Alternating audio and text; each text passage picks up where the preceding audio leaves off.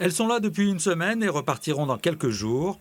Ces 53 brebis ont pour mission d'éclaircir la végétation qui envahit peu à peu le sommet du Puy de Marmande, une semi-liberté contrôlée par leurs bergers. On est sur une réserve naturelle et donc il y a des espèces protégées.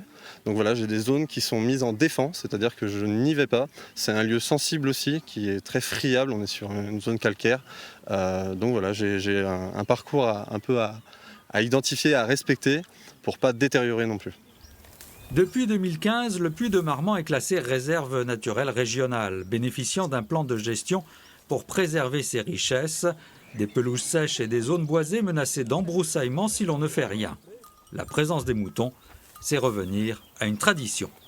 C'est une pratique qui avait lieu très couramment au siècle dernier et qui a été finalement abandonnée pour d'autres usages plus conventionnels. Maintenant, on parque les brebis. Mais c'est vrai que du coup, c'est une façon d'entretenir le milieu qui est vraiment adapté à des milieux fragiles sur lesquels on a besoin vraiment de faire du jardinage. Les résultats de cette expérience sont très attendus.